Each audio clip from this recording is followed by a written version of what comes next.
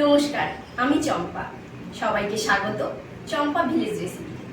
আমি আশা করছি আমার পুরো ইউটিউব ফ্যামিলি আপনারা খুব ভালো আছেন, আমরাও খুব ভালো আছি।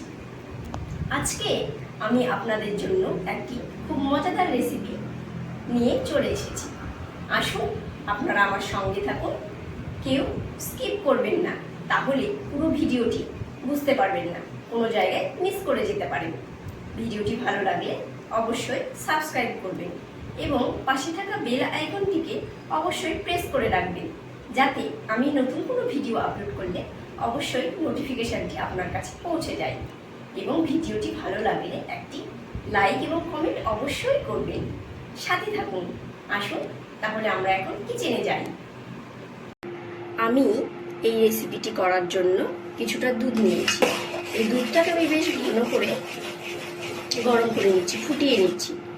বেশ অনেকক্ষণ ধরে ফুটিয়েছি। আমি এটাকে ক্ষীর বানাবো। আমার প্রায় কিছুটা ক্ষীর হয়ে এসেছে। আমি এটাকে আরও একটু ঘন করে ক্ষীর বানিয়ে নেব। ততক্ষণ এটা ক্ষীর হতে থাক। আমাদের আরও যে সমস্ত উপকরণগুলি দরকার আমরা সেগুলোকে রেডি করে নেব। আমার এই নতুন রেসিপিটির জন্য যে সমস্ত উপকরণগুলি দরকার সেগুলি হলো, আমি কিছুটা কিশমিশ নিয়েছি, কিছুটা ক্যাশু নিয়েছি, কিছুটা আলমন্ড নিয়েছি, আর পিস্তা নিয়েছি, আর ক্যানবেরি নিয়েছি। পিস্তাগুলোকে আমি এইভাবে খোসা ছাড়িয়ে নেব। পিস্তাগুলোকে এইভাবে খোসাগুলো ছাড়িয়ে নেব।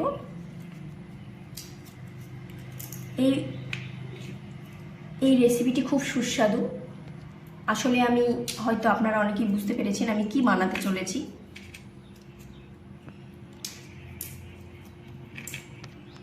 এবার আমি এগুলোকে গুঁড়ো করে নেব। এখানে আমি সবগুলো দিয়ে দিচ্ছি, দিয়ে এগুলোকে বেশ ভালো করে গুঁড়ো করে নেব। ক্যানবেরি আমি অল্প পরিমাণে দিচ্ছি, কারণ ক্যানবেরির টেস্ট তো একটু অন্যরকম, সেই জন্য আমি এখানে খুব কম পরিমাণে দিচ্ছি।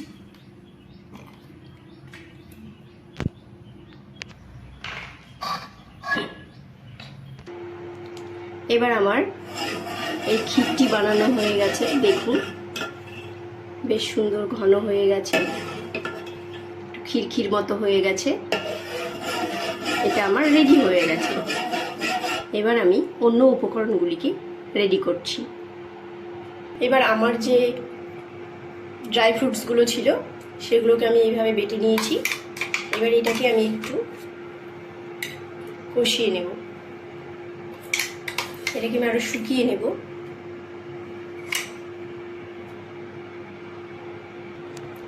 এই ড্রাই ফ্রুটসগুলোকে আমি এইভাবে ভালো করে শুকিয়ে নেব, একদম শক্ত করে নেব। শুকিয়ে এখানে আমি একটু গুঁড়ো দুধ অ্যাড করলাম, মানে একটু পাউডার দিয়ে দিয়েছি।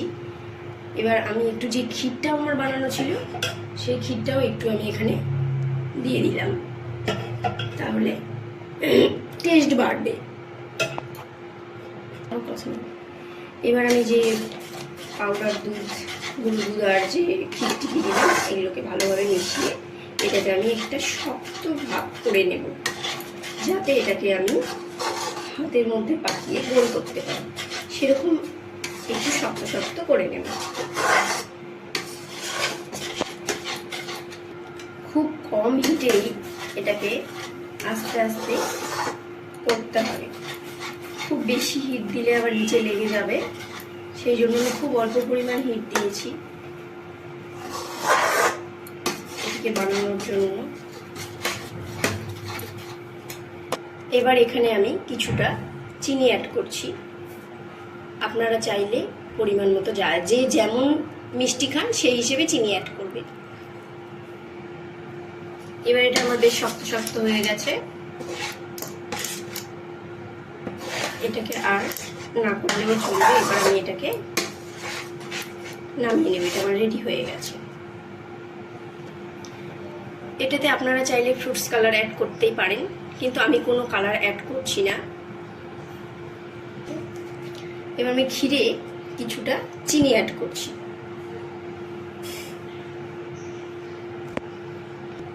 চিনিটাকে ভালো করে মিশিয়ে নেব। ক্ষীরে চিনি মেশানো হয়ে গেছে। এবার এটাকে আমি নামিয়ে নেব।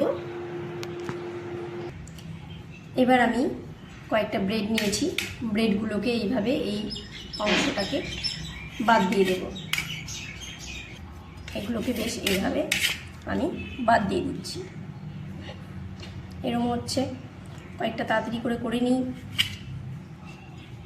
এইভাবে কেটে কেটে সুন্দরভাবে শুধু সাদা অংশটাকে আমরা নিয়ে নেব।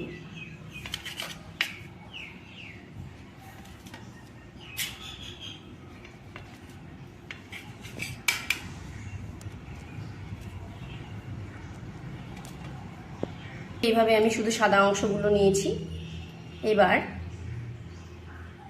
আমি যখনই কোনো রান্না করতে যাই তখনই আমি রান্না করার আগে ভালো করে হাত ধুয়ে নিই, কারণ খাবারের ব্যাপার, খাবারের সময় আমাদের প্রত্যেকেরই খাবার খাওয়ারও আগে বা রান্না করার আগে ভালোভাবে হাত হ্যান্ড ওয়াশ করা উচিত। আমাদের এতে অনেক রোগের হাত থেকে আমরা মুক্তি পেতে পারি এবং রোগ প্রতিরোধ ক্ষমতা বেড়ে যায়। সেই জন্য আমি হাতে কিছুটা বাটার মেখে নিচ্ছি। এইভাবে হাতে আমি কিছুটা বাটার মেখে নিয়েছি। বাটার লাগিয়েও নিতে পারেন বা না লাগিয়ে নিলেও কোনো অসুবিধে নেই। আমি একটু টেস্ট বাড়ার জন্য একটু করে বাটার লাগিয়ে দিচ্ছি, যাতে একটু টেস্টটা বেড়ে যায়।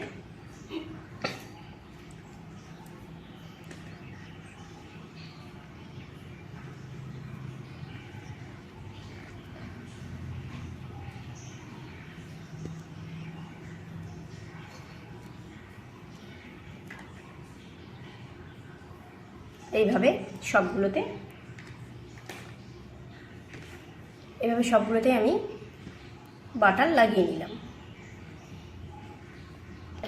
আমার যে ক্ষীর বানানো ছিল এই ক্ষীরের মধ্যে ভালো করে এইভাবে চুবিয়ে নিলাম।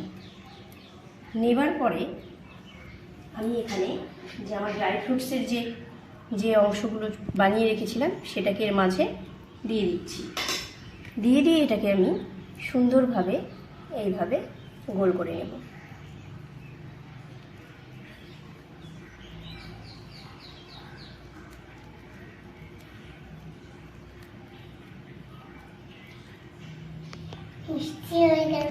পরেরটাকেও করছি। পরেরটাকে আমি ক্ষীরের মধ্যে চুবিয়ে নিলাম, নিয়ে এখানে ড্রাই ফ্রুটসের যে অংশটা আমি বানিয়ে রেখেছিলাম, ড্রাই ফ্রুটস দিয়ে আমি যেটাকে বানিয়ে রেখেছিলাম সেটাকে এর মাঝে সুন্দর করে বসিয়ে দিয়ে এটাকে আমি পুরো এইভাবে গোল করে নিচ্ছি। এটা খেতে বেশ টেস্টি, বাচ্চারাও খুব পছন্দ করবে, কারণ দুধ ব্রেড দিয়ে বেশ নরম একটি মিষ্টি। আপনারা খুব সহজে এটি বাড়িতে বানাতে পারবেন। এবার আমার এই মিষ্টিগুলো হয়ে গেছে, এর উপরে আমি এই ক্ষীরগুলোকে একটু করে দিয়ে নেব। এটাকে আপনারা ক্ষীর বা মালাই যে কোনো কিছুই বলতে পারেন, ক্ষীরকেও মালাই বলা হয়। এই পাতলা পাতলা করে নিয়েছি আমি এই ক্ষীরটা। এই ক্ষীরটাকে আমি এর উপরে দিয়ে দিচ্ছি।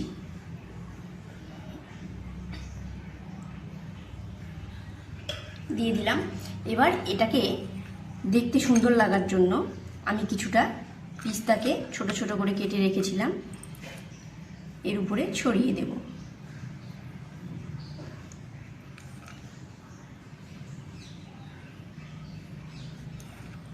তাহলে একটু দেখতে সুন্দর হবে।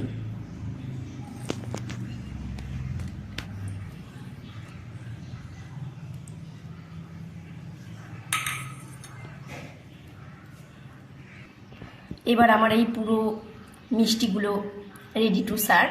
আমি এখন সার্ভ করতে পারবো। আপনারা দেখলেন, এতক্ষণ থেকে পুরো ভিডিওটি দেখার জন্য অসংখ্য ধন্যবাদ। আপনাদের এই রেসিপিটি বা এই মিষ্টি বানানোটি কেমন লেগেছে অবশ্যই একটা কমেন্ট করে জানাবেন, এবং সবাই খুব ভালো থাকবেন, সুস্থ থাকবেন, আনন্দে থাকবেন। বাই। আবার দেখা হবে অন্য কোনো রেসিপির সঙ্গে। চ্যানেলটিকে ভালো লাগলে সাবস্ক্রাইব করে দেবেন।